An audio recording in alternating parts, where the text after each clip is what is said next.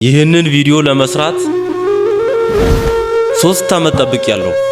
ድፍን 3 አመት።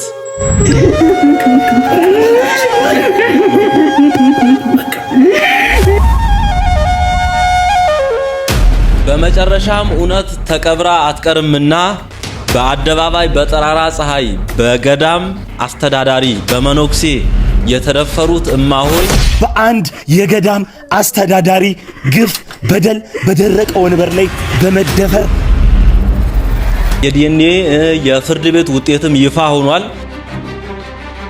የድሮ አባ ክፍለ ማርያም የአሁኑ አቶ ክፍለ ማርያም የተባሉት እኔ አባትም አሁን አዲስ አበባ ላይ የተለያዩ መንገዶች ጎዳናዎች ላይ እንዲሁ ብኩን ሆነው እየተረማመዱ ይገኛል። እማሆይ ሐመልማል አድማሴን አስገድደው ደፍረዋል አልደፈሩም?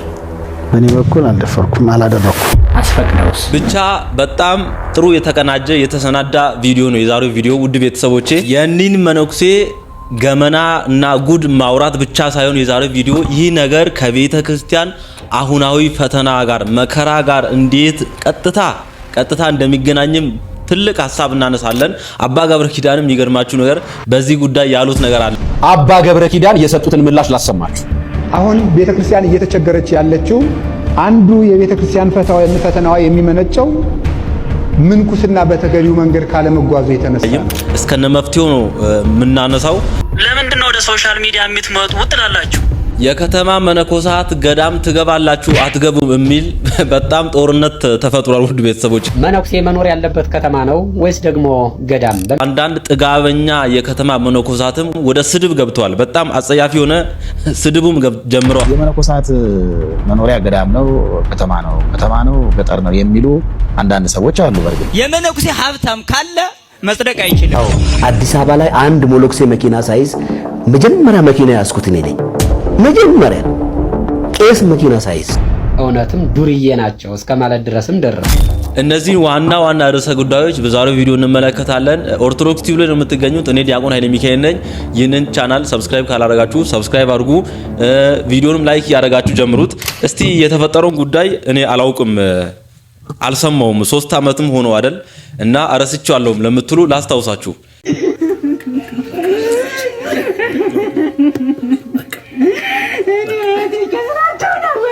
ከባድ ነው።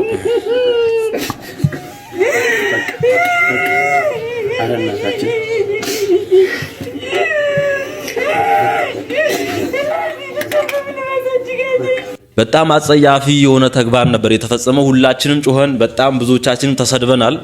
ደብቁ በውስጥ እናውራ ምናምን እየተባለ ማለት ነው። ብቻ ጊዜው ደርሶ እግዚአብሔር ይመስገን። ግን ብቻ እነ ቴዶም ከተሰደቡት ወገን ናቸው። ላስታውሳችሁ ጉዳዩ ምን እንደነበር።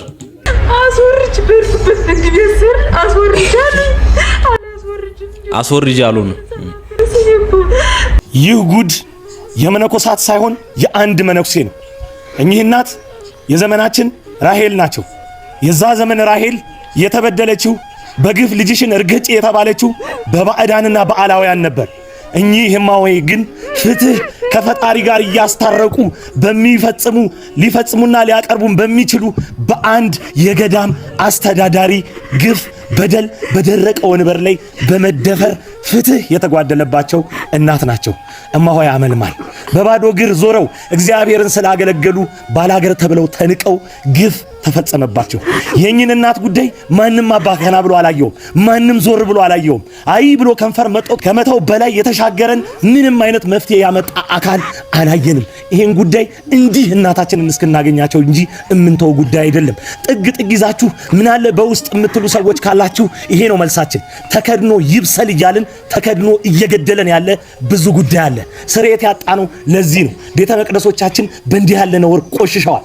ንጽሕት የሆነች ቤተ ክርስቲያናችን በቀደምት አበው አባቶቻችን በቀደምት እናቶቻችን የተበረከተችው ንጽሕት ኦርቶዶክሳዊት ተዋሕዶ ቤተ ክርስቲያን ዛሬ መንበሩን ያለ ፍርሃት እንዲህ አይነት ነውር እየፈጸሙ በሚጨብጡ አባቶች በሚጨብጡ ዲያቆናት እየታወከች እየታመሰች ትገኛለች።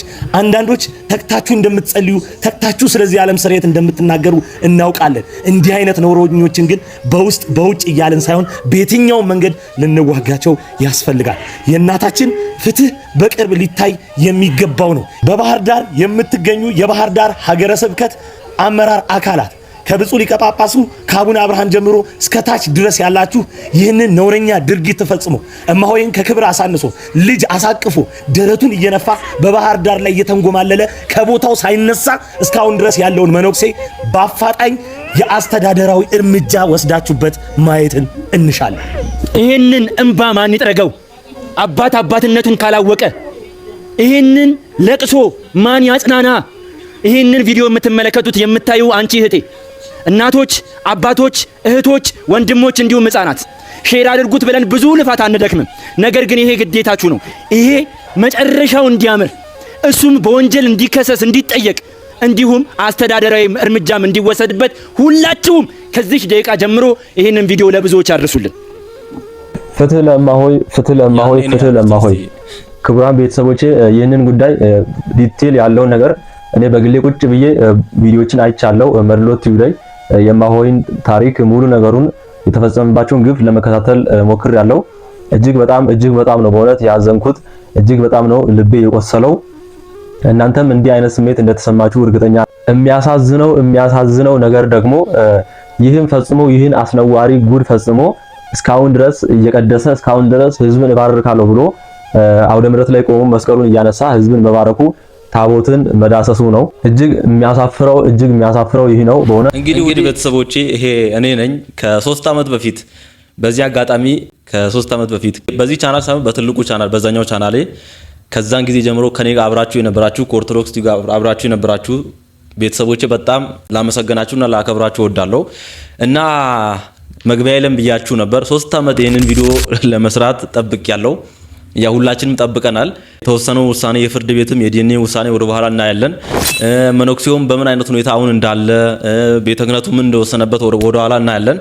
ብቻ ያኔ ድብን ብለን ቅጥል ብለን ነበር። ብዙዎችም በኮሜንት ሲሰድቡ ነበር። በውስጥ ምናምን ጨርሱ ያሉ ሰዎች ነበሩ። አሁንም ያሉ ቢያስባው እንዲያ ሰዎችና አንድ ጥያቄ ብቻ እንዲያ ሰዎች ልጠይቃችሁ። በእውነት የተደፈረችው በደረቅ ወንበር ላይ ምግብ ስሪልኝ ብለው አሁን ከሷ አንደበት እንሰማለን። ምግብ ስሪልኝ ብለው አስገብተው በደረቅ ወንበር ላይ የተደፈሩት እኔ እማሆይ ያንቺ ልጅ ያንተ ሚስት ያንተ እህት ብትሆን እንዲህ ትላላችሁ? በውስጥ ጨርሱ ትላላችሁ? መሄድ እስከሚጠበቅባችሁ ድረስ እስከ ፍርድ ቤት እስከ ቤተ ክህነት የትም ገብታችሁ ፍትህ ለማግኘት ምንም ታደርጋላችሁ። ራሳችን ላይ ሲደርስ በፍጹም ማናረገውን ነገር አሁን እቺ አንድ ዳሃ እማሆይ እንዲህ በአደባባይ ተደፍራ ልጅ አቅፋ በውስጥ ጨርሱ አባቶችን በቃ ምንም አትበሉ የምትሉ ሰዎች ራሳችሁ ላይ ቢደርስ የሚለውን አስቡ ብቻ። እስቲ አሁንም ላስታውሳችሁ እማሆይ ያኔ ተናግረው የነበረው ነገር ቆመስ አባ ክፍለ ማርያም እኔን ደፍረው ግን በጥምቀትና በመስቀል ላይ ቆመው አየኋቸው። እኔ ነፍሰ ጡር መስቀል ሲባርኩ አደባባይ ላይ አየኋቸው፣ አዘንኩ። በወሩ ግን ጥቅምት 16 ወለድኩኝ። ለእግዚአብሔር ምስጋና ነገር የለም። ቆመስ አባ ክፍለ ማርያም የቅዱስ ገብርኤል አስተዳዳሪ ዋና አስተዳዳሪ አቤ ማርያም ቅዱስ ገብርኤል እኔ እንዳሉኝ ሂጅ ቆምኩኝ። ሂጅ ኋጣጅልኝ ለግሬ ከልጁ ጋር አሉ። አዚያ ሰራተኛይቱ የተዳነው ልጅቱ ሲላቸው ቄሱ ትምህርት ረፍት ስለሆነ ወደ ቤተሰብ ዳለ ያለኝ። አዚያ እንደታዘዝኩኝ ቤቴን ልቆልፈው አልኩና ሂጅ ቤቴን ቆልፌ ልጁን ቆያት ተባለ። አዳቆኑ ጋር ሄድን። መጥቶ ልጁ ከፈታቸው ገቡ። አዚያ ገብተው ማይረግ ልብሳቸውን አውልቀው ተታለው ሰው ወጡና አዚያ ልጅ አቀራረበ። እኔ ሆነ አቀራረብ ልጣውሰል አንቺ አታጥኝ ከሱ ክብር ያንቺ ክብር ይበልጣል አሉኝ። እዚያ ወረ እንደዚያ ሲሉኝ እሺ ብዬ አፋ ተጨማሪ ልጣርሰል ልጣሽ ተባልኩኝ። እኔን ልጥር ገባሁኝ። በዚህ ቆሸሸ ቃላት በዚህ እያጠብኩኝ የሳቸው ድምጽ ሽሮ ሰርተሽራት በያሉኝ። እኔ ሽሮ ሰርተሽ ቢሚልኝ ልጁ ሳይበላ ምን ነው ሳይበላ ምን ይያ ከቤቱን በር ከፈታ አድርጌ ስወጣ ልጁ የለም።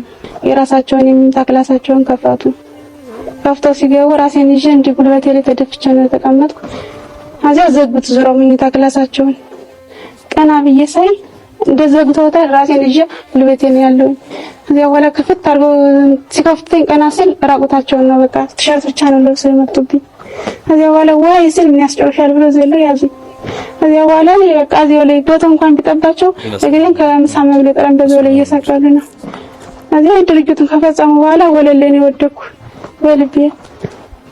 በዛን ሰዓት ከዚያም ሰራውን አላውቀውም። የተወሰነ ደቂቃ እንትን ካለልኝ በኋላ ውሃ ዘፍዝፈውኛል። እግሬን እየጠቀጠቁ ተረሽ ነው የሚሉኝ ውጭ ሂጂ። አዎ ዘመኑ መደፈሩ ትክክል ነው፣ ምንም አይደለም። በእኔ ብርቅ አይደለም። ግን ብርቅ የሆነብኝ የሃይማኖት አባት ነው፣ መነኮሳት ነኝ። ሃይማኖት አባት ይመክራል ይገዛል እንጂ ከምንኩስና ህይወት ያስወጥቶ ክብሬን ማንነቴን ሴት ማንነቴን አጥቼ ይዋለው ቀብር ላይ ያለው ንግድ አላውቅም። ምን አለ ለለት ጫማ እንኳን አለብስም።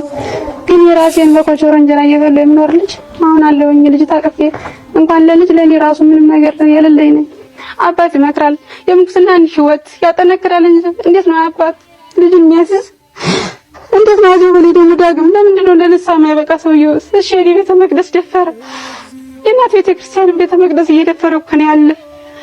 ስጋው ደግሞ እየፈተተ እኮ ነው ያለ። ውሸት አይደለም። እኔ ማንም ያኔ እኛ ስንጮህ በውስጥ ጨርሱ አታወጡ ሲሉ የነበሩ ሰዎች አንድ የረሱት ትልቁ ነገር እኒ አባት ያኔ ይሄን ግፍ ፈጽመው ራሱ ታቦቱን እየዳሰሱ ስጋው ደሙን ያቀብሉ ነበር፣ ያቆርቡ ነበር። ተደባብሶ ቢቀር አይተው በውስጥ ምናምን ተውት ምናምን ቢባል እንዲህ አይነት አስነዋሪ አጸያፊ ተግባር ፈጽሞ ፍትሐ ነገስቱ ከክነቱ ይሻር ነው የሚለው ግልጽ ነው። ክነት የለውም እንዲህ አይነት ሰው። ክነት የሌለው ሰው ያቆርብ ነው የምትሉት? ክነት የሌለው ሰው ያፈረሰ ሰው ይሄን ግፍ የፈጸመ ሰው ይቀጥል ነው የምትሉት? ብቻ አሁን ትታረማላችሁ ብዬ ተስፋ አደርጋለሁ። በእርግጠኝነት እንዲህ የምትሉ ሰዎች ይሄ አስነዋሪ አጸያፊ የሆነ ድርጊት ከ3 ዓመት በፊት በመፈጸሙ ያው የረሳችሁ ሰዎች አሁን ባየናቸው ቪዲዮዎች አስታውሳችኋል ብዬ አስባለሁ። በጥቂቱ ለማስታወስ ያን ነው ያሳያችሁ እና የፍርድ ቤት ውሳኔ የዲኤንኤ ውሳኔ ማወይ አሁን ምን ላይ እንዳሉ በቤተ ክህነቱም እንደተወሰነ ወደ በኋላ ሙሉ መረጃውን የምናይ ይሆናል። እና አንድ ነገር ብያችሁ ነበር ቅድም ይሄ ነገር እንዴት ከቤተ ክርስቲያን ወቅታዊ ችግር ጋር ከአጠቃላይ ከምንሰማቸው የቤተ ክህነቱ በሙስና በዝሙት በተለያየ ነገር መጨቅየት እንዴት ቀጥታ እንደሚገናኝ አባ ገብረ ኪዳን የሰጡትን ምላሽ ላሰማችሁ። አሁን ቤተ ክርስቲያን እየተቸገረች ያለችው ብዬ የምረዳው አንዱ የቤተ ክርስቲያን ፈተናዋ የሚመነጨው ምንኩስና በተገቢው መንገድ ካለመጓዙ የተነሳ ነው ብዬ እረዳለሁ። ምንኩስና በተገቢው መንገድ እንዳይጓዝ ያደረገው ሽባ አድርጎ አስሮ የያዘው ነገር ደግሞ ምንኩስና ምን እንደሆነ ሳይረዳው የሚመነኩስ ሰው በመብዛቱ ነው ብዬ እረዳለሁ። ምንኩስና ምንድነው የሚለውን ሳይረዳ ምንኩስና ውስጥ የገባ ሰው ምን ማለት እንደሆነ ልንገራችሁ። የኢንስታሌሽን ምንነት ሳይገባው የዚህን ህንፃ መብራት ዝርጋታ ሰራዋለሁ ብሎ ቢገባ አንድ ሰውዬ ምን ያደርጋል? ምንም ሊያደርግልን አይችልም። ሕክምና ያልተማረ ሰው ሰርጀሪ ሊሰራን ቢገባ ምን ያደርግናል? እንደው በቢላዋ ቆምጦ ይጣለን እንዴ? እግርና እግራችን አባ ገብረ ኪዳን ብቻ ተረዱን። እስከ ዛሬ ቤተክርስቲያናችን መከራና ስቃይ ደጋግመን እናገረዋለን። የቸገረን ከተማ የሚናፍቁ መነኮሳት ስለበዙ የቤተክርስቲያን አስተዳዳሪ ጳጳስ፣ የሀገረ ስብከት መሪ፣ ክፍለ ከተማ መሪ ምናምን መሆን የሚፈልጉ መነኮሳት ስለበዙ ነው ቤተክርስቲያናችን መከራ ውስጥ የበዛቸው። ለዚህ ነው የማያዳግም ምላሻቸውን ሰጥተዋል እንኳን እስከ ዛሬ ድረስ ደጋግመን እናገረዋለን። አሁን ምንኩስናን የማያውቁ መነኮሳት፣ ምንኩስናን ከመርካቶ የሚገዙ መነኮሳት፣ በምንኩስና ስም ጵጵስና ፓትርያርክ መሆን ይችላሉ የሚሉ መነኮሳት፣ በስማቸው ሹመት ፈላጊ ባለስልጣን እንጂ መነኮስ ያልሆኑ ክርስቲያን ያልሆኑ ሰዎች በቤተ ክርስቲያናችሁ ስላሉ ተቸግረናል።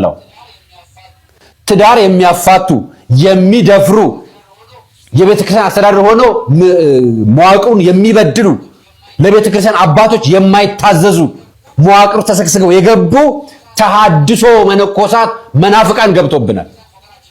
የቤተ ክርስቲያን ፈተናችን እነሱ ናቸው የመጀመሪያዎቹ። እውነትዎትን ነው። ኢንስታሌሽንን ሳያውቁ ኢንስታሌሽን ለመዘርጋት የሚጥሩ ኤሌክትሪሻን እንደመሆን ነው እነሱ እየሰሩ ያለው። የቤተ ክርስቲያን መዋቅር ሳይሆን ደጉምና ቀኖናን ሳይጠብቁ በእነሱ ትእዛዝ ብቻ ቤተ ክርስቲያን መምራት የሚፈልጉ አባቶች ናቸው አሁን እያስቸገሩ ነው ያሉት። የደፈሩ መነኮሳት ሰምተናል። ቤተ ክርስቲያን አስተዳዳሪ ሆነው ሰራተኛ ያባረሩ መነኮሳት ሰምተናል። ትዳር የበተኑ ያባረሩ፣ ባለ ትዳር የደፈሩ ከአንድ ሁለት ሚስት ያላቸው መነኮሳት ሰምተናል። እስካሁን ምንኩስናቸው እንዳለ እስካሁን ቤተክርስቲያን መዋቅር ውስጥ አሉ። የተለያዩ ናቸው በነገራችን። ለዚህ ነው የቤተክርስቲያናችን አባቶችን ከላይ ጀምሮ እያከበርን እንውረድ የምንለው። ዲያቆን ዮርዳኖስ አበበ አንድ ጊዜ አስተምሮ የነበረው ትዝ አለኝ።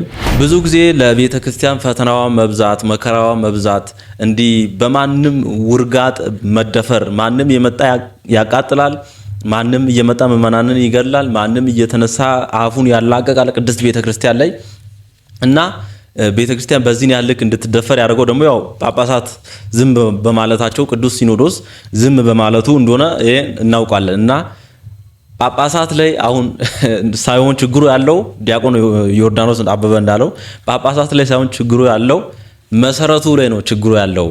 መሰረቱ ምንድነው? ጵጵስና ለመቀበል ትልቁ መስፈርት መሰረቱ ምንኩስና ነው። ምንኩስና ተበላሽቷል።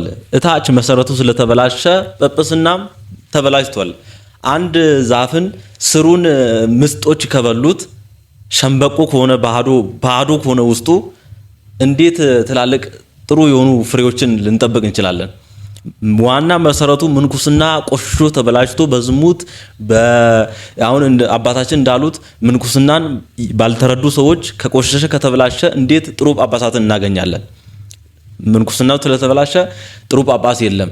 ስለዚህ የቤተ ክርስቲያን መከራዋ ስቃዩዋ ይቀጥላል ማለት ነው እና ከቤተ ክርስቲያን ጋር ቀጥታ የሚገናኝ ነገር ነው ይሄ ከቤተ ክርስቲያን ወቅታዊ ፈተናዎች ጋር ምንኩስና በተለይ አሁን እናነሳለን። አባቶቻችንም ወቅታዊ ምላሽም ሰጥተዋል። እነሱንም እናያለን። እዚህ ጋር የሚታይ ቪዲዮ አለ እና ሶሻል ሚዲያ ላይም እያየናቸው ያሉ መነኮሳትን በጣም አጸያፊው ብዙ የሆኑ መነኮሳት አሉ። ውድ ቤተሰቦች እናንተም ሀሳብ አስተያየታችሁ እየሰጣችሁበት እንቀጥላለን። እስቲ ይሄን ጉድ ተመልከቱልኝ እስቲ እማሆይ። አይ ጉድ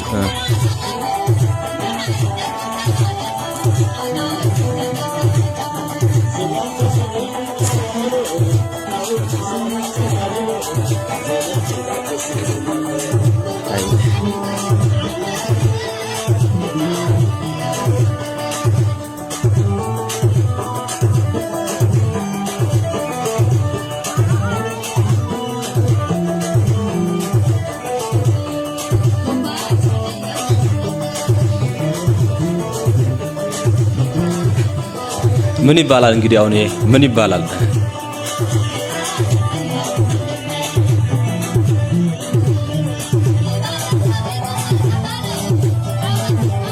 እንዲህ ያለ ይቀጥላል። እንግዲህ አባታችን እንዳሉት ምንኩስና ምን ማለት እንደሆነ ሳይረዱ ሳያውቁ ለዓለም መሞት እንደሆነ የዓለም ነገር በቃኝ፣ ሁሉንም ህይወቴን ለክርስቶስ መስዋዕት አድርጌ እኖራለሁ፣ ምንም የዓለም ጣዕሟ፣ ዘፈኗ፣ ምግቧ፣ መጠጧ፣ ደስታዋ ሁሉም ነገር በቃኝ ለዓለም ሞቻለሁ ማለት እንደሆነ ያልተረዱ እንግዲህ ብዙ መነኮሳትን እያየን መከራችን እንደቀጠለ ነው እና ዘፈን በአደባባይ አይማ ሆይ ብቻ እንዲህ አይነት ነገር ብዙ አለ።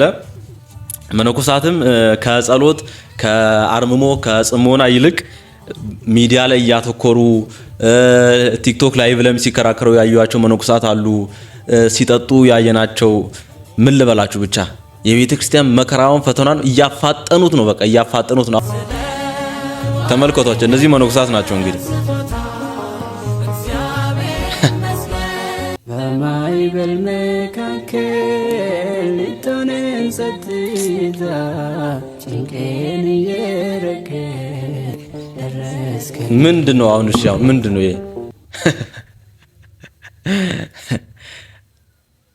ቲክቶክ ላይ እንግዲህ እንዲህ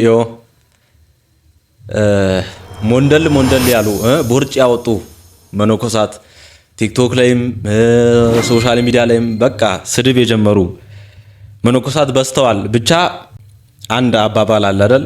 ከገዳም የወጣ መነኩሴ ከጦር ካምፕ እንደወጣ ወታደር ነው። ከሰይጣን ጋር ጦርነት ከከፈተ በኋላ እጅ ሰጥቶ ተዋርዶ መውርደት እኮ ነው ለመነኮሳት ከገዳም መውጣት። ተዋርዶ እንደወጣ ከጦር ካምፕ እንደወጣ ወታደር ነው መነኩሴ። ሌላ አንድ አባባል አለች አይደል?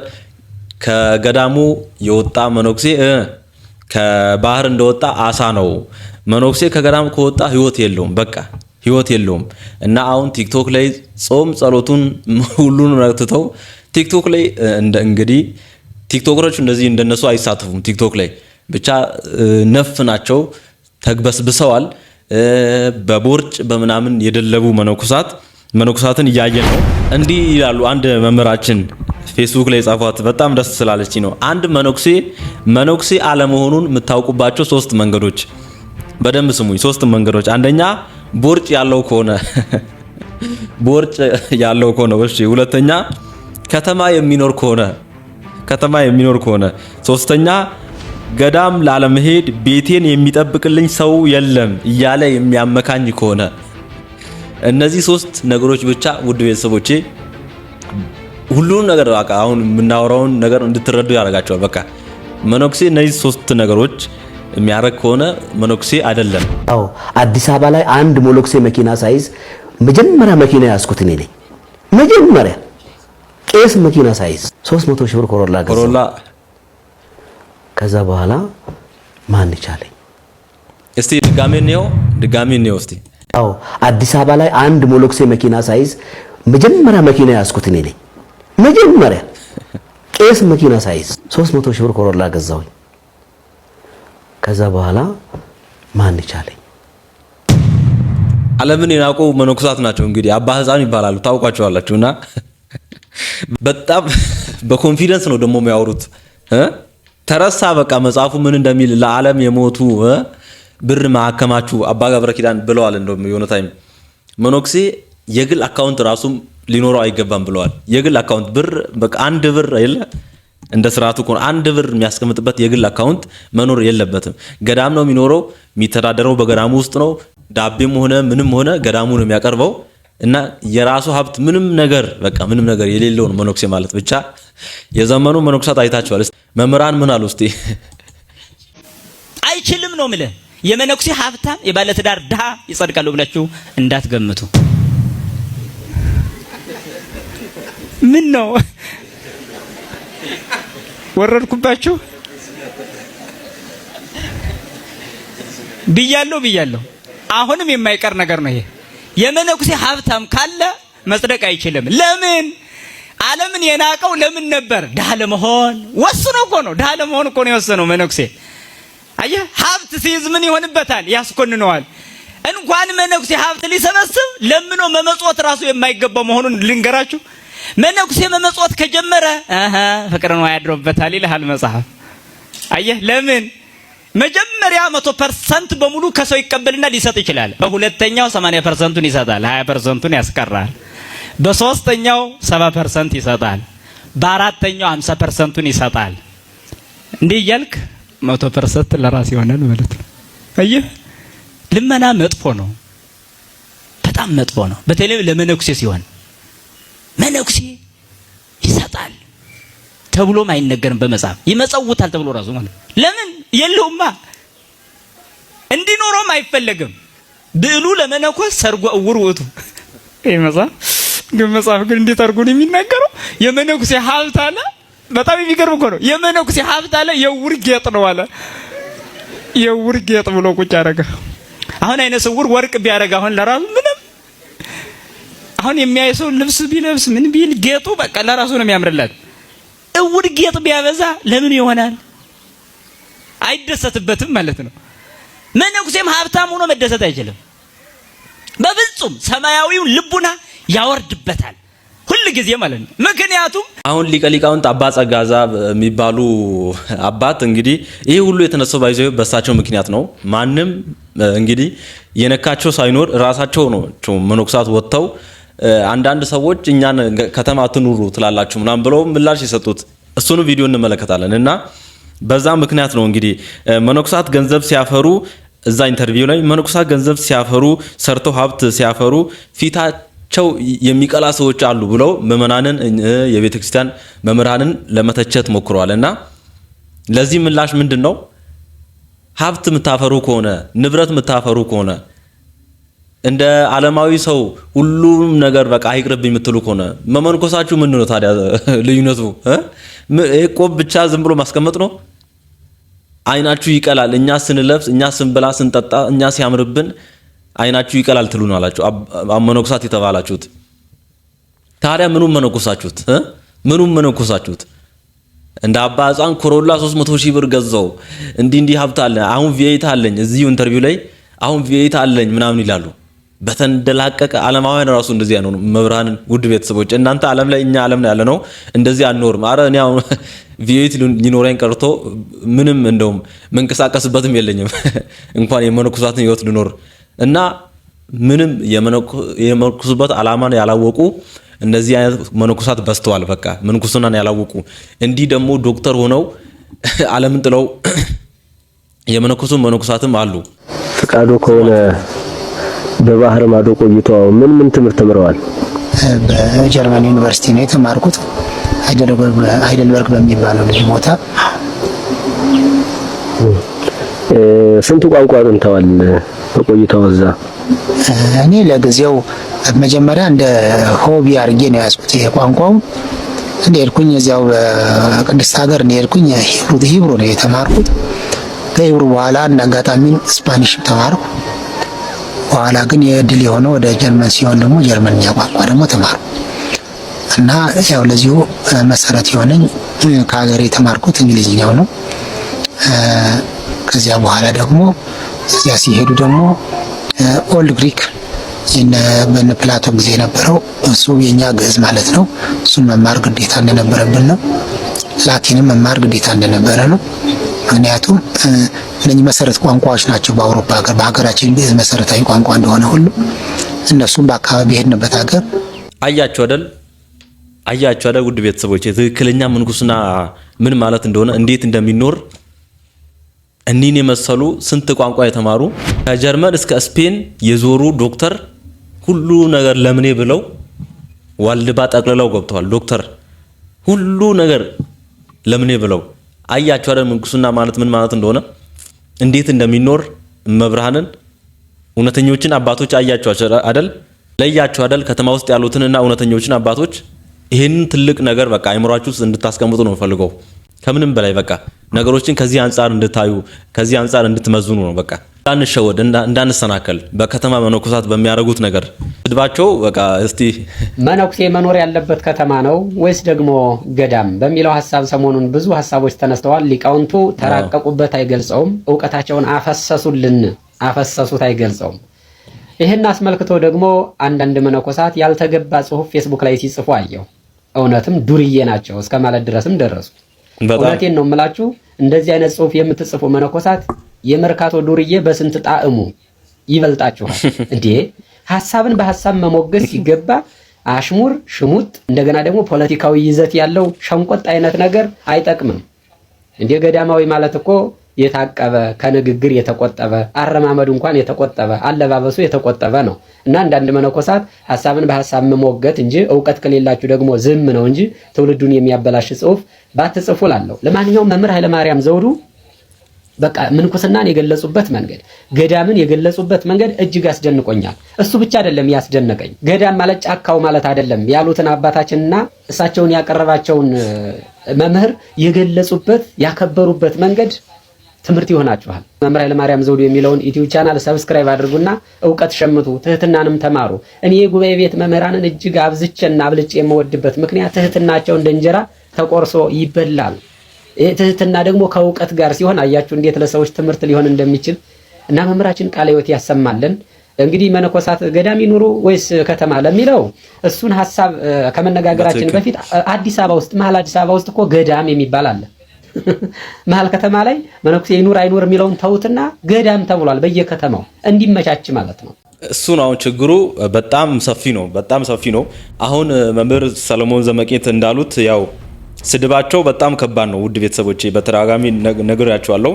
አንዱን ዝም ብዬ እንትን ልበልላችሁ። አንድ አባ ተክለ ስላሴ የሚባሉ አባት እንግዲህ ፕሮፋይላቸውን መስቀል ይዘው ቆባቸውን አድርገው በጣም አጸያፊ የሆነ ነገር ተናግረዋል። ሰበር አስደሳች ዜና ይላል። መነኮሳት ወደ ገዳም እንዲመለሱ ውሳኔ የኤፍቢ የፌስቡክ ማለታቸው ነው አድራሻ የለሽና የምናምንቲዎች ሊቃውንት ወሰነ ይላል። ከዚህ ስንጀምር መነኮሳት ወደ ገዳም ይግቡ ውድ ቤተሰቦች ያለው እኛ ነን። የፌስቡክ እንደሳቸው ገለጻ ከሆነ ምናምንቴዎች ናቸው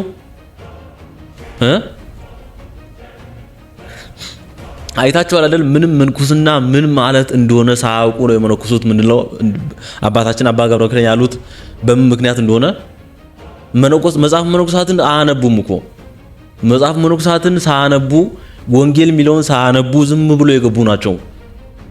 የፌስቡክ ምናምንቴዎች ናቸው ወይ ዩቲዩበሮች ወይ ቲክቶከሮች ናቸው መነኮሳትን ከከተማ ወደ ገዳም ግቡ ያሉት።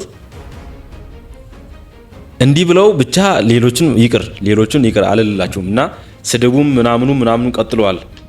እኔ አንድ አባት ናቸው የሌሎችን ያው አላመጣላችሁ ብቻ ስድቡ ቀጥሏል እላችሁ ነው። አሁን አንገባም ነው በቃ አንገባም። ምንም ብትሉ ወንጌልን ብትጠቅሱ መጽሐፍ መነኮሳትን ብትጠቅሱ አንገባም።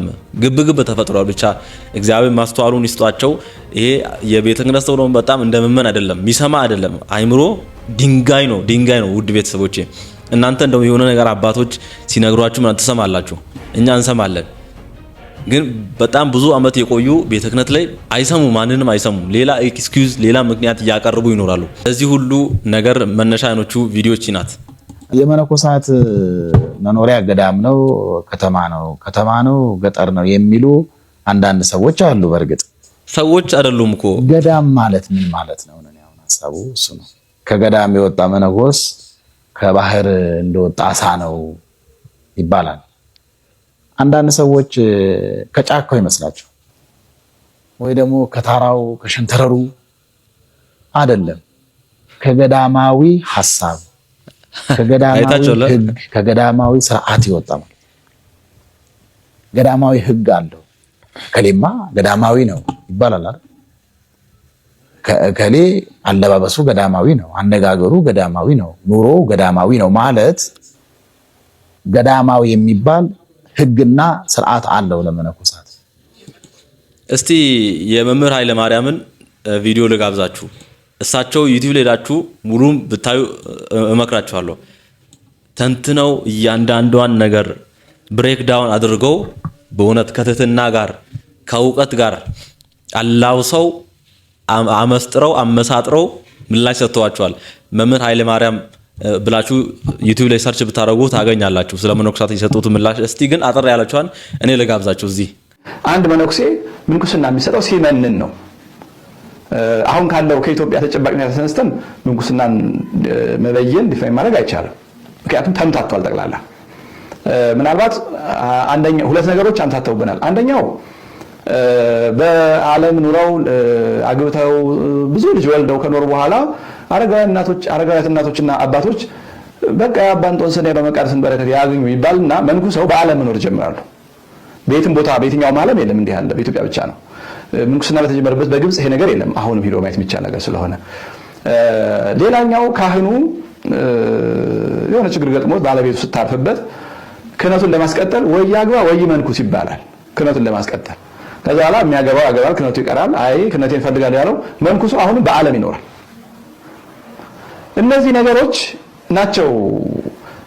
በኢትዮጵያ መነኮሳት በከተማ ቢኖሩ በገጠር ቢኖሩ በህዝብ ቢኖሩ ምንም ችግር የለውም ወደሚል ያለው ሁለቱም ሰት ናቸው።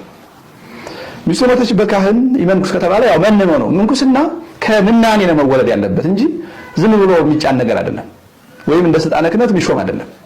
ስልጣነ ክህነትም የሆነ መስፈርት ያስፈልገዋል።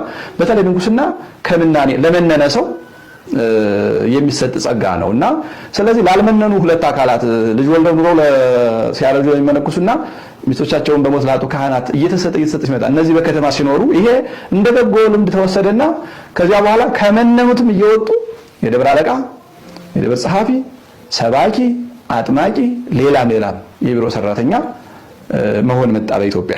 አሁን ከዚህ ተነስተን አይደለም ምንኩስና እንዲፋይን እናደርገው። አሁን ከሆነው አይደለም ከተሰራበት ህግ ተነስተን ምንኩስና የጀመሩትና አባ እንጦንስ እንዴት አድርገው ነው? እነ መቃርስ እንዴት አድርገው ነው? እነ ጳኩሚስ እንዴት ነው የኖሩት? ነው እኮ ምን እና አባ ጳውሊ እንዴት ነው የኖሩት?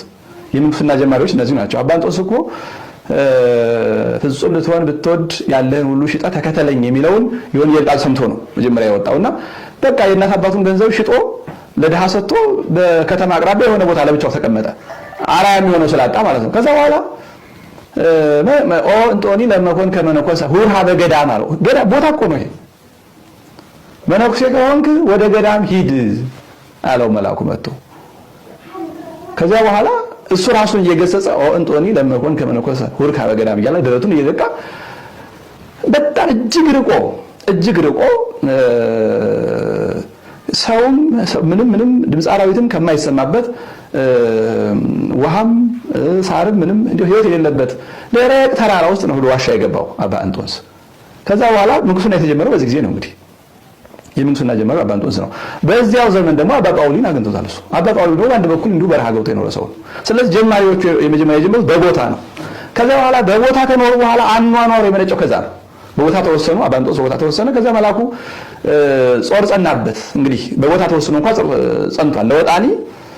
ለወጣኒ መናኝ ቦታ መልቀቅ ማለት ወንዶቹ መነኮሳት ወንዶቹ መናኞች ሴት አይተው ሴቶቹ መናኞች ወንድ አይተው እንዳይፈተኑ የሚለብሱ የሚበሉ ጓደኞቻቸውን አይተው እንዳይፈተኑ ሹመቱ ሽልማቱን የዚህን ዓለም ሁሉ ነገር አምሮት ነው የዚህ ዓለም እና ከዚያ መራቅ ነው የመናኝ መጀመሪያው። ለወጣኒ የመጀመሪያው በቦታ መለየት ነው። አባ እንጦንስም አባ ጳውሊም አባ መቃርስ ያደረጉት ይሄንን ነው።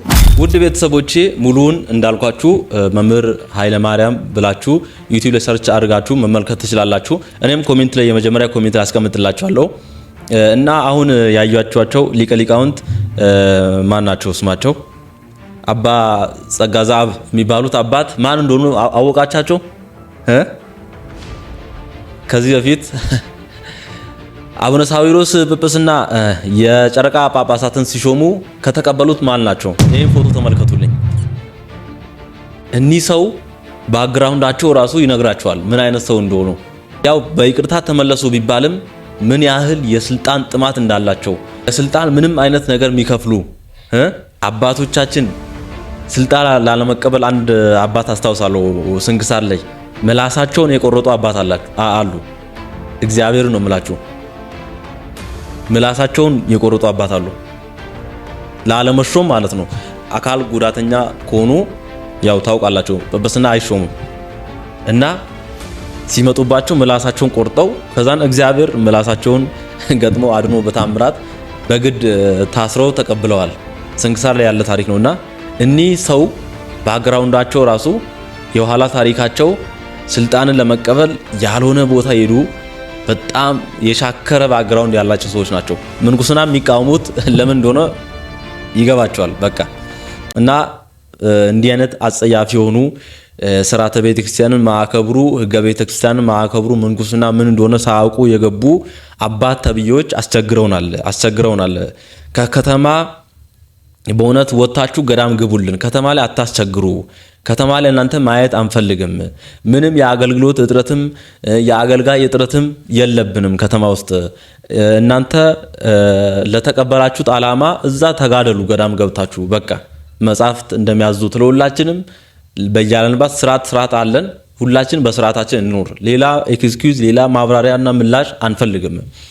ከዛ አስፈላጊ ከሆነ አድማዎችን እናስነሳለን፣ አስፈላጊ የሆኑ ነገሮችን እናደርጋለን። ማርያምን እነሱ አንሰማ የሚሉ ከሆነ በቃ ከመነኮሳት አለመሳለም መነኮሳትን ሲጀምር አይፈቀድም። ንስሐ አባት ማድረግ እንደማይቻል ታውቃላችሁ አይደል? መነኮሳትን አይቻልም። በቃ የምናን ኃጢአት እየሰሙ እንዲማለ እንዲ ብለው አይምሯቸው ይበረዛል።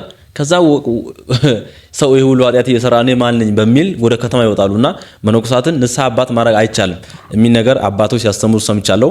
እና እነሱንም ንስሐ አባት ማድረግም እናቆማለን፣ መስቀልም ከነሱ መሳለም እናቆማለን። አስፈላጊ ከሆነ ነው የምላችሁ። ማይሰሙን ከሆነ እስቲ እውነተኛውን የገዳማዊ ሕይወት እስቲ ጣዕሙን ትንሽ ላሳያችሁ በእናታችሁ። የመነኮሳት ልብስ ከዓለማውያን ልብስ ለምን ተለየ? መነኮሳት በምድር መላእክት፣ በሰማይ ሰዎች ናቸው። ስለዚህ በዚህ አስተሳሰብ ከዓለማውያን እንደተለዩ ሁሉ በአለባበስም ከዓለማውያን ሰዎች ይለያሉ። የመነኮሳት ልብስ ሀ የማር መልክ ያለው፣ ለ ብጫ ወይም ወይብ አይነት፣ ሀ ጥቁር ነው። ጥቁር ልብስ የገዳማውያን መነኮሳት ሲሆን ብጫው ግን የመናንያን ወይም የግሁሳን ልብስ ነው።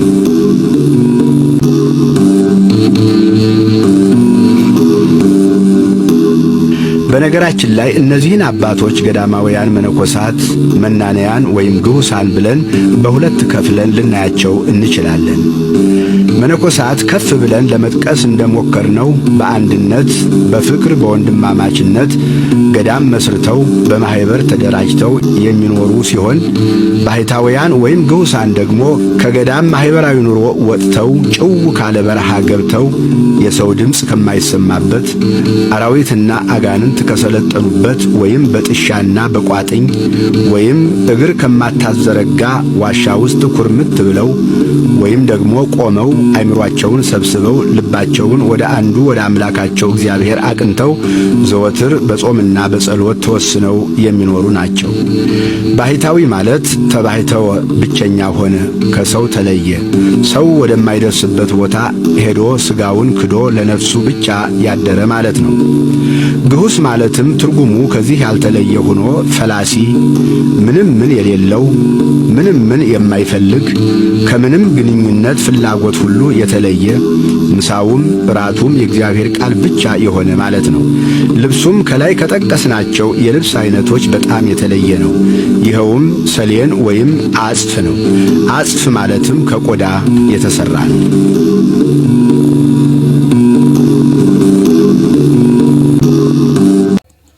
እውነተኛ አባቶቻችን በዋልድባ ከዛም አልፎ እግርን ለመዘርጋት ራሱ ከማታስችል ዋሻ ውስጥ ሆናችሁ ላላችሁ አባቶች ቡራኪያችሁ ትድረሰን። እውነተኛ አባቶች ቡራኪያችሁ ትድረሰን።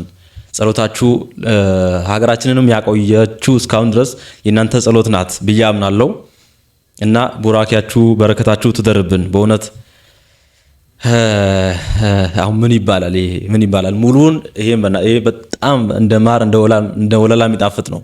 ይሄ ዶክመንተሪ ስለ ዋልድባ ዩቲዩብ ላይ አለ። ሙሉን ታገኛላችሁ። ስለ ምንኩስና መርዳት ከፈለጋችሁ ቪዲዮን ተመልከቱት። ሄዳችሁ ገብታችሁ ዩቲዩብ ላይ ሰርች አድርጋችሁ የዋልድባ ታሪክ ብላችሁ እና አሁን ግብግቡ እንግዲህ ውድ ቤተሰቦቼ ገዳም አንገባም ከሚሉ መነኮሳት ጋር ሆኗል። መንኮሰ ሞተ የሆነው ለምንድን ነው? ሞተ የሆነው መንኮሰ ሞተ የሆነበት ዋናው መሰረታዊ ምክንያት ሞተ ማለት የግዕዙ አንቀጽ እንደሚነግረን ሞተ ተለየ ማለት ነው። ስለዚህ መንኮሰ ሞተ፣ ሞተ ደግሞ ተለየ። ስለዚህ ምንኩስና ማለት መለየት ማለት ነው። ምንኩስና ማለት መለየት፣ መነኮሳት ማለትም የተለዩ ማለት ነው። ይሄም ከምንድን ነው የምንለየው ሲባል ስለ ክፉ ምኞት በዓለም ካለው ጥፋት አምልጣችሁ ከመለኮት ባህሪ ተካፋዮች በተስፋ ቃል እንድትሆኑ በእነዚያ ክብርና በጎነት የተከበረና እጅግ ታላቅ የሆነ ተስፋን ሰጠን ይላል ሁለተኛ ጴጥሮስ ምዕራፍ 1 ቁጥር 4 ላይ። ስለዚህ አሁን እዚህ ውስጥ ሁለት መሰረታዊ ነገሮች ነው የምናየው። ምንኩስና ማለት መለየት ማለት ነው። የምንለየው ለምንድን ነው ሲባል ከመለኮታዊ ባህሪ ተካፋዮች ትሆኑ ዘንድ ይሏል። ስለዚህ የእናቱን ጡት ለቀሙት ሕፃን እህል ይሰጡታል። ጡት አስጥሎ ዝም ብሎ መተው አይገባም። ከዓለም የተለዩ መነኮሳት የሚያገኙት ነገር ምንድን ነው ሲባል የመለኮታዊ ባህሪ ተካፋዮች ትሆኑ ዘንድ ይላል። ይሄ በግሪኩ ቲኦሲስ ይባላል። ሱታፊ አምላክ ማለት ነው። እግዚአብሔርን መምሰል ማለት ነው። እግዚአብሔርን መምሰል። ስለዚህ ዓለምን የምንለዩበት ምክንያት እግዚአብሔርን ወደ መምሰል ለማደግ ነው፣ ወይም ወደ ተፈጠርንበት ትክክለኛው ዓላማ ለመድረስ ይቻል ዘንድ ነው። ስለዚህ መዳረሻው እግዚአብሔርን መምሰል ነው፣ በእግዚአብሔር ብርሃን ውስጥ መዋኘት ነው። መጀመሪያው ደግሞ ከዓለም መለየት ነው። እነዚህ ሁለት ነገሮች ናቸው። ስለዚህ ምናልም ከኋላ የምንጥለው ነገር አለ፣ ከፊታችን የሚጠብቀን ተስፋ አለ። ለዚህ ነው ጌታችን መድኃኒታችን ኢየሱስ ክርስቶስ ሰያሜ ነገሥት ተብሎ ሰያሜ ካህናት፣ ተስፋ መነኮሳት፣ አክሊለ ሰማዕት የሚባልበት ነው። የመነኮሳት ተስፋቸው የሚባልበት ለዚህ ነው። መነኮሳት በተስፋ ዓለምን ጥለው የሚለዩ ናቸው። ተስፋቸው ምንድን ነው ሲባል ምንድን ነው? እግዚአብሔርን መምሰልና የእግዚአብሔርን ግብረ ባህሪ በጸጋ መሳተፍ፣ በማይመረመር ምስጢር መዋኘትና ጣዕመ ጸጋን መቅመስ መቻል ማለት ነው። ወይም መንግስተ ሰማያት ውስጥ ምእመናን ገብተው የሚያገኙትን ጣዕመ ጸጋ በምድር ውስጥ ሆኖ መቅመስ መቻል፣ እሱ ሱታፊ አምላክ ይባላል። እና የምንለየው ለምንድን ነው ሲባል መለየት ለመጨመር ነው። ከእግዚአብሔር ለመጨመር፣ ከዓለም መለየት፣ ፍጹም ከእግዚአብሔር ጋር ለመዋሃድ፣ ተዋህዶ ለማግኘት መንኮሰ ሞተ የሆነበት ምክንያት ለዚህ ነው። ምንኩስና ችግር እንደሆነም ደግሞ ማወቅ አለብን እኮ ማለት በእውነቱ የመነኩሴ ሀብቱ ድህነቱ ነው። መቸገርንም መልመድ ይገባል።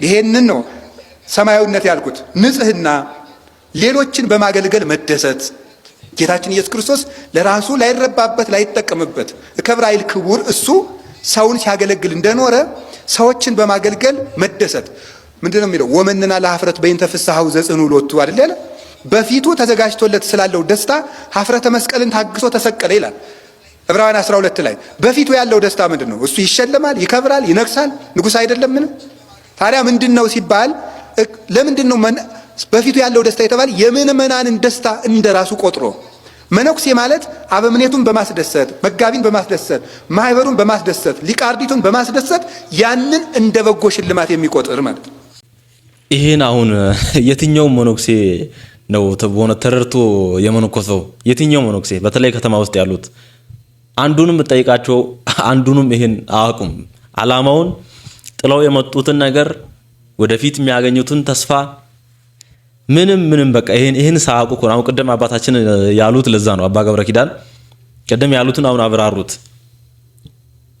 ሳያውቁ ነው የገቡት በቃ አብዛኞቹ ለዛ ነው በቃ ዓለማዊ ነገር የሚያምራቸው እንጂ እውነተኛ የክርስቶስ ጣዕም ገብቷቸው የመነኩሱበት ዓላማ ገብቷቸው ቢመነኩሱ ኖሮ በፍጹም እንዲህ አይከራከሩ ነበር ከኛ ጋር ጭራሽ ስድድብ ፌስቡክ ላይ ስድድብ ላይቭ ቲክቶክ ላይ አንመለስም ወደ ገዳም አንዱ ምን አለ እንደውም እናንተም ገነት ለመግባት አይደል እኛም ገነት ለመግባት ነው ከተማ ውስጥ ኖረንም ገነት እንገባለን እና ከዓለማውያን ጋር አንድ ለመሆን ታዲያ ለምን አታገቡም ለምን መነኮስክ ታዲያ ኃጢአት አይደለም አይደል ማግባት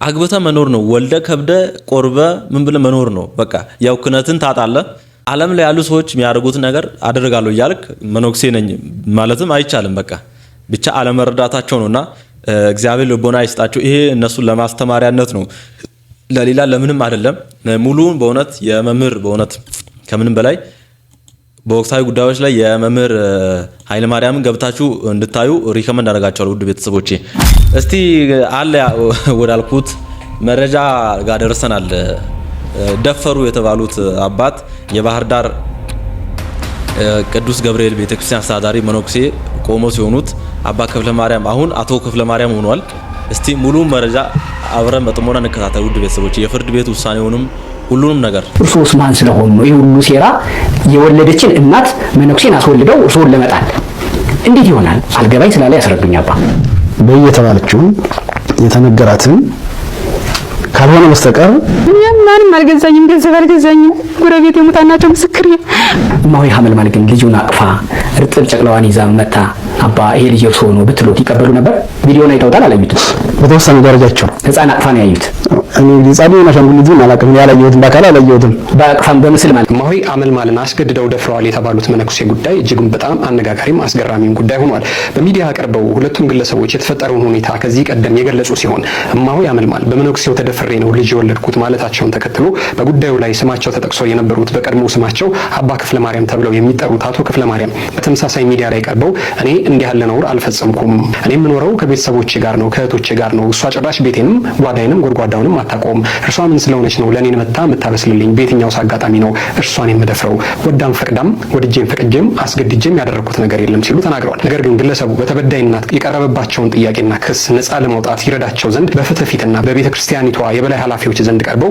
ሲጠየቁ የዲኤንኤ ምርመራ ለማድረግ ፈቃደኛ መሆናቸውን ሲጠየቁ ፈቃደኛ ነኝ ያሉ ቢሆንም ግን በአካል ተገኝተው ለምርመራ አስፈላጊውን ነገር እንዲያደርጉ ሲጠየቁ ግን አሻፈረኝ በማለት አድራሻቸውን ሲያጠፉ ተስተውለዋል በወቅቱ እማሆይ አመልማል ጉዳዩን ወደ ፍርድ ቤት የወሰዱት ቢሆንም ተከሳሽ አቶ ክፍለ ማርያም በፍርድ ቤት በቀጠሮ ባለመገኘታቸው ምክንያት ጉዳዩ እየተንዛዛ መሰንበቱ ይታወቃል ግለሰቡ በወቅቱ የዲኤንኤ ምርመራ አስመርምሮ ራስን ነፃ ከማውጣትም ሆነ ፍርድ ቤት ቀርቦ በፍርድ ለመዳኘት ካለመሞከራቸው በመለስ እጅግ በሚያሳዝን ሁኔታ ራሳቸው በፈጠሩት ችግር የሚሰቃዩትን እማሆይ አመልማልን ተገደው ከወለዳት ልጃቸው ጋር በችግር በሰቆቃ ውስጥ እንዲኖሩ ከማድረግም በመለስ የእንገልሻለን ዛቻና ማስፈራሪያ እየደረሰባቸው ኑሯቸው የድመትና የአይጥ ሆኖ እንደሰነበተባቸው በብዙ ሚዲያ ቀርበው በሲቃ እያለቀሱ ሲናገሩ ተሰምተዋል።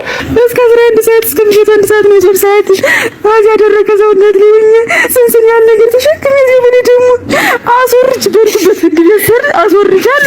ዓለም በቃኝ የልጅነት ጉልበቴን ዕውቀቴን ውበቴን ሁሉንም ነገሬን ለአምላኬ ሰጥቼ ዘመኔን ሙሉ እርሱን ሳገለግል የእርሱ ባሪያ ሆኜ እኖራለሁ ብለው ያሰቡትን እናት በዛ በቅዱስ ስፍራ እንዲያ ባለ መልኩ ያረከሱት እኚህን ግለሰብ በተመለከተ የቅዱስ ሲኖዶሱ ውሳኔ ያሳልፏል። ግለሰቡ ከፈጸሙት እንዲህ ያለ ነውር ጎን ለጎንም በባህር ዳር ቅዱስ ገብርኤል ገዳም ዙሪያ እጅግ ብዙ የማጭበርበር ስራም ይሰሩ እንደነበር ከመታወቁ ጋር ተያይዞ ውሳኔ ተላልፎባቸዋል። የኢትዮጵያ ኦርቶዶክስ ተዋሕዶ ቤተክርስቲያን ቅዱስ ሲኖዶስ በ2018 ዓ.ም የግንቦት ወር ጉባኤው በቤተክርስቲያኒቷ መዋቅርና ንብረት ላይ ከፍተኛ በደልና ማጭበርበር ሲፈጽሙ በነበሩ ግለሰቦች ላይ አስተማሪና ጠንካራ ውሳኔዎችን አሳልፏል። በተለይም ደግሞ በባህር ዳር ሀገረ ስብከት በታላቁ የቅዱስ ገብርኤል ገዳም ስም ሲነግዱ የነበሩት ሰዎችንና ጉዳዮቻቸውን አስመልክቶ የወጡ መረጃዎችን እንደሚከተሉት ጉዳዩን ያብራራሉ። አንደኛ፣ የአቶ ክፍለ ማርያም በቀድሞ ስማቸው አባ ክፍለ ማርያምን በተመለከተ የክህነት መፍረስና ወቅታዊ ሁኔታ ቀደም ሲል በባህር ዳር ቅዱስ ገብርኤል ገዳም በአስተዳዳሪነት ተመድበው የነበሩት አቶ ክፍለ ማርያም ከገዳሙ አስተዳዳሪነት ከተነሱ በኋላ በገንዘብ በጉልበት ተደግፈው እስከ ጠቅላይ ቤተ ክህነት በመሄድ ይግባኝ ለማለትና ድጋሚ ስልጣን ለመያዝ ጥረት ሲያደርጉ ቆይተው ነበር። ይሁን እንጂ ቅዱስ ሲኖዶሱ ግለሰቡ የፈጸሟቸውን የሥነ ምግባር ግድፈቶችና የቅዱስ ቃሉን መተላለፍ መሰረት በማድረግ የሚከተሉትን ውሳኔዎች አጽንቶ አስተላልፎባቸዋል። ክህነት መፈታት በተመለከተ ግለሰቡ ስርዓተ ክህነታቸውን ያፈረሱ በመሆኑ ዳግም በገዳሙም ሆነ በማናቸውም የክህነት አገልግሎቶች የቤተ ክርስቲያን መዋቅር ውስጥ በአስተዳዳሪነት መመለስ እንደማይችሉ በሰነድ ተረጋግጦባቸዋል። ይህም ውሳኔ ተላልፎባቸዋል። አቶ ክፍሌ አሁን ያሉበት ወቅታዊ ሁኔታ በአሁኑ ወቅት በአዲስ አበባ ከተማ አልባሰ ምንኩስናቸውን ወይም ደግሞ ቀሚስና ቆባቸውን አውልቀው በሲቪል ልብስ በጃኬትና በኮፍያ እንዲሁም በተራ ሱሪ እንደሚንቀሳቀሱ ከቦታው የደረሱ የምስል መረጃዎች ለቤተ ክህነቷ ደርሰዋል። ግለሰቡ ካለፉት ስህተታቸው ከመማር ይልቅ አግባብ ያልሆኑ የማስለፍለፊያ መንፈሳዊ አካሄዶችን ወይንም እጽ በመጠቀም ለመጀመር እየተዘጋጁ እንደሆነ መረጃዎች እንደሚጠቁሙ ታውቋል። ሌላው ከኚህ ግለሰብ ጋር ተያይዞ የሚሰማው ዜና ደግሞ ወደ አረብ ሀገር በመሄድ በክህነታቸው ለማገልገል አንዳንድ አባቶችን ደጅ በመጥናት ላይ እንደሆኑም እየታወቀ ይገኛል። ከዚህ ጉዳይ ጋር ተያይዞ በባህር ዳር ከተማ ተዋለች ዕለት የመጨረሻውን ብይን ሰጥቷል። አቶ ክፍሌ የልጁ አባት መሆናቸው ፍርድ ቤቱ አረጋግጧል። የቀድሞ የደብረ አባይ ማዶ ቅዱስ ገብርኤል ገዳም ዋና አስተዳዳሪ መልአከ ብርሃን ቆሞስ አባ ክፍለ ማርያም አለማየሁ የአሁኑ አቶ ክፍለ ማርያም አለማየሁ የክህነትና ምንኩስና ሕግን ተላልፈው የገዳሙ የረቂቅ ቤት አቃቤት የነበሩትን እማሆይ ሐመልማል አጉማስን ያለ ፈቃዳቸው አስገድደው በመድፈር ሴት ልጅ ምስክር ክፍለ ማርያም የተባለች እንዲወሉ አድርገዋቸዋል። ሁላችሁ እንግዲህ መድኃኔዓለም ክብሩ ይስፋ፣ መድኃኔዓለም ክብሩ ይስፋ። ከ3 ዓመት ጥበቃ በኋላ ይህን ቪዲዮ ለመስራት ያበቃኝ መድኃኔዓለም በጤና በሰላም ያደረሰኝ እግዚአብሔርን አመሰግናለሁ። እማሆይም እንኳን ደስ አሎት፣ እንኳን እውነቱ ወጣ። የአባቶችን ስም ልታጠፋ ነው። ውሸታም ናት፣ ሌባ አጭበርባሪ ናት። ከውጭ ተቀጥራ ብር ተሰጥቷት ቤተክርስቲያንን የቤተክርስቲያን ስም ለማጥፋት ነው ብለው ብዙዎች ሲከሷቸው ነበር። እማሆይም እንኳን እውነቱ ወጣሎት እማሆይ፣ እኛም እንኳን ደስ አለን። እግዚአብሔር ይመስገን። ደስ ብሎኛል። እንግዲህ ያው ቅድም ብያችኋለሁ፣ እንዲህ ከደፈሩ በኋላ እንዲህ አይነት ቆሻሻ ነገር ካረጉ በኋላ ክህነት ብሎ ነገር የለም። ክህነት ፈርሷል። አሁን በቱታ አሁን አልባሰ ምንኩስናቸው አውጥቶ አዲስ አበባ መንገድ ላይ እንግዲህ ወዲያ ወዲህ እያሉ ነው።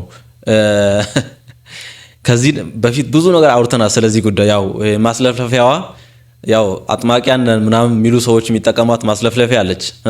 ጤናማ ሰው ብትሆንም ያስለፈልፈዋል። ዝም ብሎ ሰይጣን አለብኝ እንድትል ያደርገዋል። ከዛ እነሱ ጋር 24 ሰዓት ደጅ እንድጠና አድርገው ብርን ያጥበዋል። እና እቺን ነገር ለመጀመር አስበዋል። ወዲያ ወዲህ ተፍተፍ እያለ ነው። ምዕመናን ተጠንቀቁ፣ እባካችሁ ተጠንቀቁ። በተለይ አዲስ አበባ ያላችሁ ምዕመናን ተጠንቀቁ እባካችሁ። የማንም መጫወቻ በቃ ምዕመናን በቃ ሁሌ እስቲ የማንም መጫወቻ እስከ መች ትሆናላችሁ?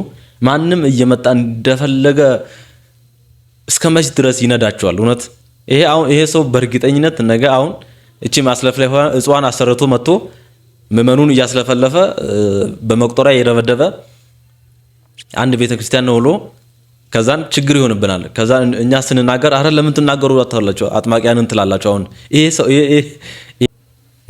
ነገ ያገናኘን በእነዛ ቪዲዮ ብቻ ተጠንቀቁ። ክህነቱ ፈርሷል። ያው እንደሰማችሁት ነው።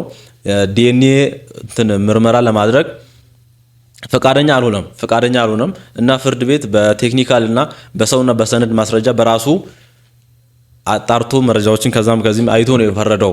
እውነታው ያ ነው።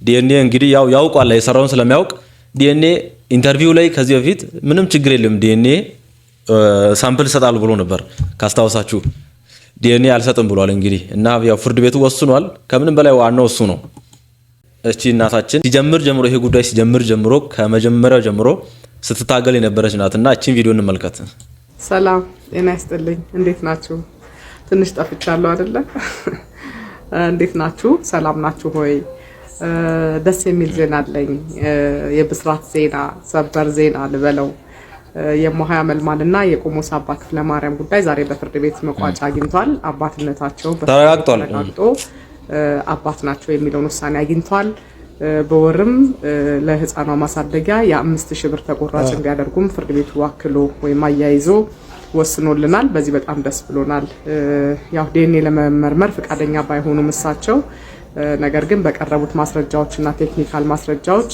እና የሰው ምስክሮችን በማቅረብ ፍርድ ቤቱ አባትነታቸውን አስመስክሯል በዚህ ደስ ብሎናል በጣም እንኳን ደስ አላችሁ አብራችሁ ለነበራችሁ በሙሉ እነ ሻኪ አሜክስ በተለይ አሜክስ እንኳን ደስ አለ ማሂ ኪችን ቅድስት ጓደኛዬ ጤና አዳም ሌሎቻችሁም ከኔ ጋራ በደንብ ስትሰደቡ ለነበራችሁ በደንብ ስትወዛገቡ ብዙ ነገር ሲደርስባችሁ ለነበረ በሙሉ እውነት ይዘን ነውና የተሰደብነው እንዳይከፋችሁ እንኳን ደስ አለን እንኳን ደስ አላችሁ ለማለት ነው በዚህ በ3 አመት ውስጥ ብዙ ነገር አይተንበታል ብዙ ነገር ሆነንበታልና እንኳን ደስ አላችሁ መጨረሻው አምሯል ደስ ብሎናል እውነት ሁሉ ጊዜም ተደብቃ አትቀርም ለማለት ነው ከጎናችን ለነበራችሁ ስታበረታቱን ለነበራችሁ በሙሉ እንኳን ደስ አላችሁ እንኳን አብሮ ደስ አለ በጣም ብዙ እንኳን አብሮ ደስ አላችሁ ነሮሚ ምናም በጣም ብዙ ስመጥቀስ አልችልም ለዛ ነው በጣም ብዙ ሰው ነው አብሮኝ ሲጮህ የነበረውና ለዚህ በጣም ደስ ብሎኛል እንኳን ደስ አላችሁ መጨረሻው ያማረ ሆኗል መፍትሄ አግኝቷል ፍርድ ቤት ፋይሉን ዘግቶልናል በቃ አባትነት ተረጋግጧል ይሄንን ልላችሁ ነው የመጣሁት እንኳን ደስ አላችሁ በጣም ሁላችሁም በዚህ ጉዳይ ለጫችሁ ለማለት ነው አመሰግናለሁ እግዚአብሔር ያንቺንም ድካም እሱ በሰማይ ዋጋሽን ይክፈል በእውነት መጀመሪያ ላይ ኢንተርቪው ያደረገችው እንግዲህ እህታችን ናት ብቻ እግዚአብሔር ይመስገን ጊዜ ለማየት ያበቃን እውነታው ወጥቶ እማሆይም ንጹህ ሆና ይሄ ደፋሪ መኖክሴ ተብየው ያው ጥፋተኛው ነው ተገኝቷል ያንንም ያው እንደገመት ነው ኢንተርቪው ስናይም ገምተን ነበር ድምጹ ራሱ እኮ ይታወቃል እኮ ውድ ቤተሰቦች ሰው ሲዋሽ ሁሉ ነገሩ ቦዲ ላንጉጁ ይታወቃል ሰውነቱ እንቅስቃሴው ንግግሩ ይታወቃልና ያንንም ገምተን ነበር ያው አንፈርድም አናወራም በሚል ነው ዝም ያልነው እውነታው ወጥቷል እንግዲህ እኔ የምታሳዝነኝ በእናታችሁ ልጅቷ እንዴት እንደምታምር አበባ የመሰለች ልጅ በእናታችሁ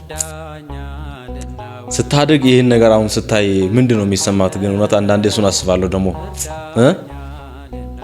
ሲያስጠላ በእናታችሁ ከህግ ወጣችሁ ማይሆን ነገር ስታደርጉ አይታችኋል የናንተ ብቻ ሳይሆን እስከ ዘር መንዘራችሁ ድረስ የሚተላለፍ ጠባሳ ነው ጥላችሁ የምትሄዱት ከስርዓት ውጪ ስትሆኑ እንዴት ነው የምታምረው ልጅቷ ያው ፍርድ ቤቱ ወስኗል 5,000 ብር በየወሩ እንዲሰጡ ወስኗል እግዚአብሔር ይመስገን ብቻ ውድ ቤተሰቦቼ ብዙ ሐሳቦችን አንስተናል ብዙ ነገሮችን አንስተናል እግዚአብሔር ይመስገን ስለ ሁሉም ነገር ሐሳብ አስተያየታችሁ ኮሜንት ላይ አስቀምጡልኝ በመጨረሻ አንድ ማለት የምፈልገው ነገር ከተማ ውስጥ ያላችሁ ይሄን ቪዲዮ የምታዩ መነኮሳት ወይ ከተማዋን ለቃችሁ ዛሬውኑ ውጡልን በቃ ገዳም ግቡ መጻፍትን አክብሩ ሌላ ምሳሌ ሌላ ምንም ትንታኔ አንፈልግምና ከተማችን ለቃችሁ ውጡልን